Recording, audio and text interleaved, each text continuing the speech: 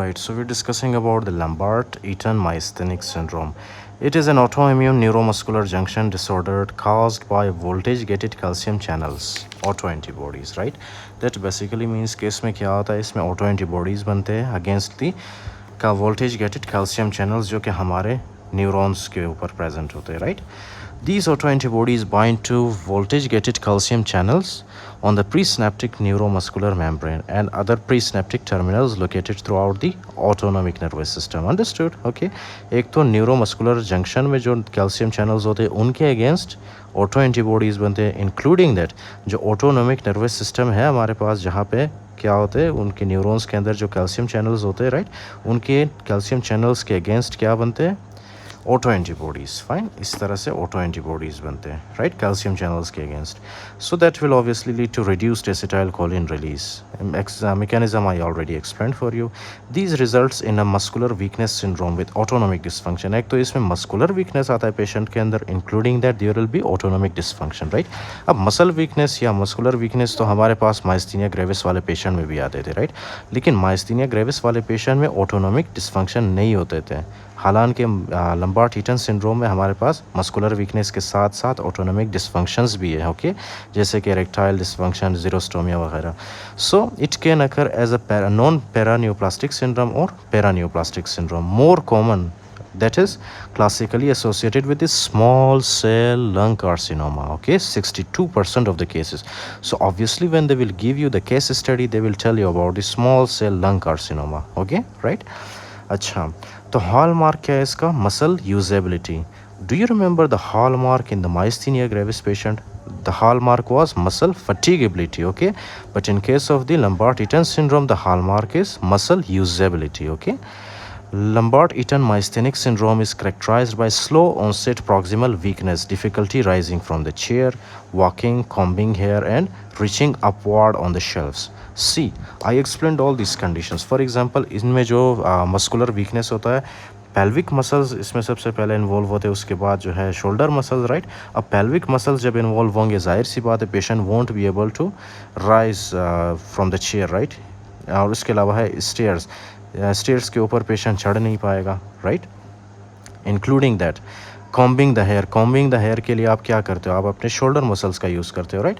Upward shelf के ऊपर for example कुछ बड़ा है, शेल्फ से आप जब कुछ उठाते हो उसके लिए भी आप अपना शोल्डर मसल यूज़ करते हो. सो ये जो मसल्स होते हैं आपके शोल्डर मसल्स और पेल्विक मसल्स, उनमें क्या होती है, उनके अंदर जो है वीकनेस आ जाती है, okay, in the Lambert Eaton syndrome that is distinguished from myositis. इसको मायोसाइटिस से कैसे डिफ्रेंशिएट करते हैं? Listen, this type of weakness, muscular weakness, okay, ये हमें जो है मायोसाइटिस में भी मिलता है. मायोसाइटिस का मतलब है इन्फ्लेमेशन ऑफ द मसल.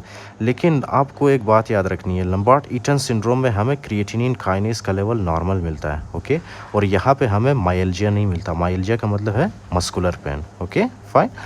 हालांकि मायोसाइटिस की जब हम बात करते हैं, मायोसाइटिस के अंदर हमें मायल्जिया भी मिलता है और क्रिएटिनिन काइनेज का लेवल रेज्ड मिलता है हमें. क्योंकि वो इन्फ्लेमेशन है मसल का, जाहिर सी बात है वहाँ पे creatinine kinase which is an enzyme present in the muscle that will increase in the blood, okay. जब वो लीक करता है मसल से तो जाहिर सी बात है क्रिएटिनिन काइनेज रेज करता है, ओके, इन द मायोसाइटिस. लेकिन लंबार्ट-ईटन सिंड्रोम में क्रिएटिनिन काइनेज भी नॉर्मल होता है और मायल्जिया भी नहीं होता. The symptoms of Lambert Eaton myasthenic syndrome improve with activity, muscle usability. जितना ज़्यादा आप मसल को यूज़ करोगे उतना ज़्यादा मसल ठीक होता जाएगा, ओके, फाइन. सिम्टम्स इम्प्रूव होते जाएंगे. उसके बाद है हमारे पास अदर डिस्टिंग्विशिंग फीचर्स में क्या है, presence of autonomic dysfunction, right. इसमें क्या है, एक तो मसल वीकनेस होगा पेशेंट को, दूसरा होगा autonomic dysfunctions, okay. कौन से autonomic dysfunctions? Listen, okay. Autoantibodies to presynaptic voltage gated calcium channels impair. ये एक ही बात इन्होंने बार बार बताई है, राइट. यहाँ पे voltage gated calcium channels impair acetylcholine release in the neuromuscular junction and throughout the autonomic nervous system. यही बात तो यहाँ पे भी बताई गई थी, ठीक है. These results in autonomic dysfunction including xerostomia. अब autonomic dysfunction के फीचर्स कौन कौन से? xerostomia, right, okay, xerostomia. उसके अलावा erectile dysfunction, you know this, right, erectile dysfunction, xerostomia क्या है, lack of lacrimation, right.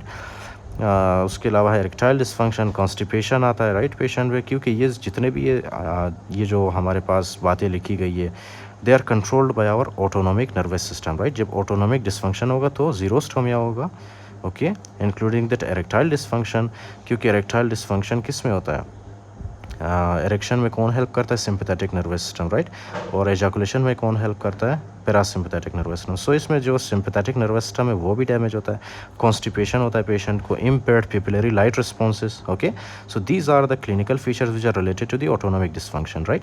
Limited initial deep tendon reflexes are diminished या तो फिर absent, but increase with repetitive testing due to muscle usability. जितना आप ज़्यादा मसल को use करोगे उतना ज़्यादा इम्प्रूव होता जाएगा, ओके। तो ये है हमारे पास हिस्ट्री या फिजिकल एग्जामिनेशन पेशेंट्स के। जब हम डायग्नोस करते हैं तो डायग्नोस में क्या मिलता है हमें? डायग्नोसिस में बेस्ट इनिशियल टेस्ट अगर आपसे कोई पूछे कि कौन सा है, so you have to tell them anti voltage gated calcium channels auto antibody. सबसे पहले फॉर एग्जांपल अगर आपके पास पेशेंट आता है लंबार्ड ईटन सिंड्रोम का, so you will go with the best initial test is auto antibodies. आप check करते हो उस पेशेंट के अंदर, राइट। ऑटो एंटीबॉडीज़ आपको कैसे मिलेंगे? वोल्टेज गेटेड कैल्शियम चैनल्स के अगेंस्ट, राइट। उसके बाद अगर आपसे कोई पूछे कि मोस्ट एक्यूरेट टेस्ट कौन सा है, so you have to tell them electromyography. Electromyography में क्या करते हो आप? That is very very simple. For example this is a nerve, right. ये नर्व है। नर्व को क्या करते हो आप? नर्व को जो है मुसलसल आप स्टिमुलेट करते हो, राइट। रिपीटेटिव स्टिमुलेशन देते हो आप नर्व को किसी तरह से, ओके। तो ये नर्व जब ज़्यादा स्टिमुलेट होगा, बार बार स्टिमुलेट होगा, तो इसके अंदर सोडियम आता जाएगा, ओके। और इसके अंदर जो कुछ बचे कुचे कैल्शियम चैनल्स होते हैं, राइट, उन कैल्शियम चैनल्स के थ्रू कैल्शियम सेल के अंदर जाएगा, राइट। कुछ बचे कुचे कैल्शियम चैनल्स इंटैक्ट होते हैं जिनके साथ एंटीबॉडीज अटैच नहीं होते, तो ये कैल्शियम सेल के बाहर से उन कैल्शियम चैनल्स के थ्रू सेल के अंदर जाएगा, राइट, ओके। जब कैल्शियम सेल के अंदर जाता है, so this will help in the fusion of this vesicle with the membrane, right. और इस वेसिकल के अंदर जितना भी एसिटाइल कोलिन होगा वो in the neuromuscular junction release होगा इन द साइनेप्स, राइट। फिर यही एसिटाइल कोलिन जाके अपने रिसेप्टर के साथ बाइंड करेगा और हमारे मसल को स्टिमुलेट करेगा कॉन्ट्रैक्शन के लिए, fine. So that is electromyography test हम इसलिए करते हैं, shows muscle usability with incremental response on repetitive nerve stimulation. Do you know जब हम इलेक्ट्रोमायोग्राफी करते थे in the patient of the myasthenia gravis, उसमें क्या होता था? उसमें जो है डिक्रीमेंटल रिस्पॉन्स शो करता था due to repetitive nerve stimulation. जब हम ज़्यादा स्टिमुलेट करते थे नर्व को, तो वो जो रिस्पॉन्स था वो आहिस्ता आहिस्ता से कॉन्ट्रैक्शन कम होता था उन पेशेंट्स के अंदर, ओके, फाइन। लेकिन इन पेशेंट्स के अंदर जो है हमारे पास इंक्रीमेंटल रिस्पॉन्स ये शो करते हैं on repetitive nerve stimulation, okay. अच्छा, एक तो ये हो गया हमारे पास। As repeated depolarisation of pre synaptic terminals help overcome the auto antibodies blockade of pre synaptic voltage gated calcium channels. अच्छा, तो बेस्ट इनिशियल इमेजिंग टेस्ट क्या है इसमें? सिटी या तो फिर एमआरआई। इसमें तीन चीज़ें आपने याद रखनी है। एक तो है हमारे पास, आपने सबसे पहले ऑटो एंटीबॉडीज़ चेक करना है पेशेंट में, okay, if you suspect patient has Lambert Eaton syndrome. उसके बाद आप कर सकते हो इलेक्ट्रोमायोग्राफी, ओके, फाइन, जिसमें आपको मिलता है incremental response on repetitive nerve stimulation.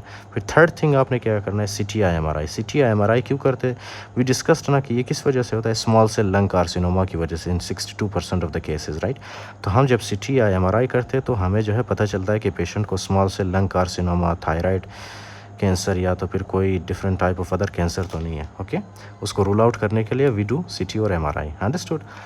यहाँ पे लिखा है facilitate evaluation for underlying malignancy. Malignancy का मतलब cancer, classically small cell lung carcinoma, okay, contrast CT chest. तो इसको रूल आउट करने के लिए सिटी या एमआरआई करते हैं। ट्रीटमेंट क्या है? Treatment is very easy, okay. जिस तरह हमारे पास मायस्थीनिया ग्रेविस का जो ट्रीटमेंट था उसमें हम लोग क्या क्या कर सकते थे? प्लाज्मा फेरेसिस कर सकते थे, उसमें हम इम्यूनो सप्रेसिव एजेंट्स दे सकते थे। Do you remember immuno suppressive, right? Cyclosporine की हमने बात की थी, राइट। कौन सा था हमारे पास? Cyclosporine, sorry, right.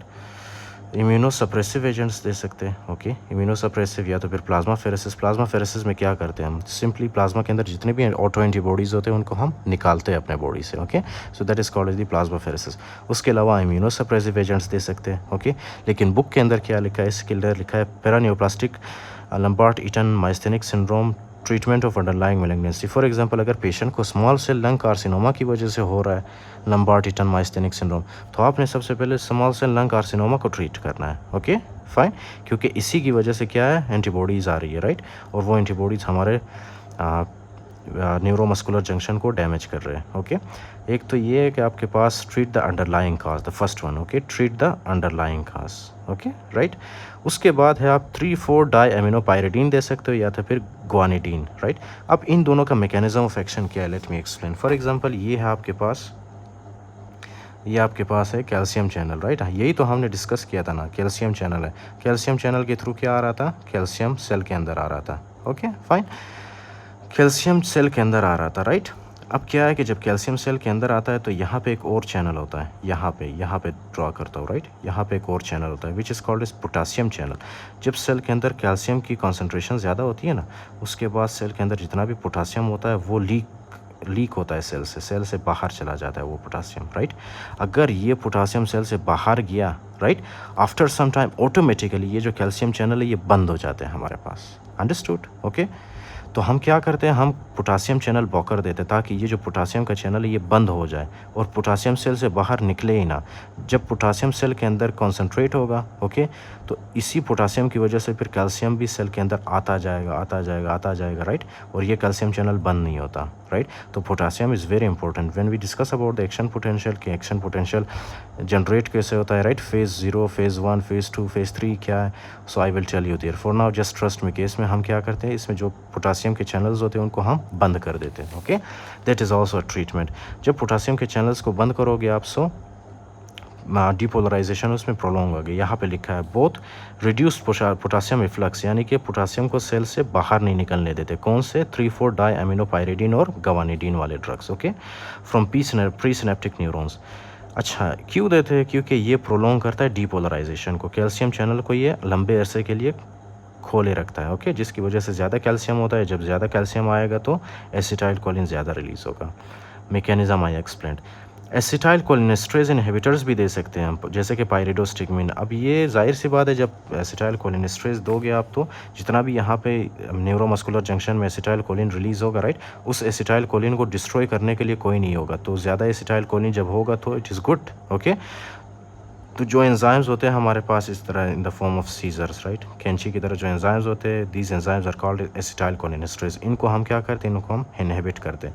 जब ये इनहिबिट होंगे तो ये जो हमारे पास न्यूरोट्रांसमीटर्स एसिटाइल कोलिन रिलीज़ हुआ है यहाँ पे, इनको डिस्ट्रॉय करने के लिए कोई नहीं होगा और ये ज़्यादा अरसे के लिए हमारे मसल को कॉन्ट्रैक्ट मतलब स्टिमुलेट कर सकते हैं, राइट। तो हमारे पास क्या है, एसिटाइल कोलिनेस्ट्रेज, पायरिडोस्टिगमिन, ओके। उसके अलावा IVIG इंट्रावेनस इम्यूनोग्लोबुलिन दे सकते हो, right, followed by oral immunosuppressive agents, okay, right. If persistent disease despite medical therapy and treatment of underlying malignancy, अगर आपने मैलिग्नेंसी को ट्रीट किया, आपने जो है दूसरे जितने भी ड्रग्स है वो आपने दे दिए, स्टिल अगर पेशेंट ठीक नहीं हो रहा है, so you can go with the IVIG followed by immunosuppressive agents, okay. This is about the Lambert Eaton syndrome.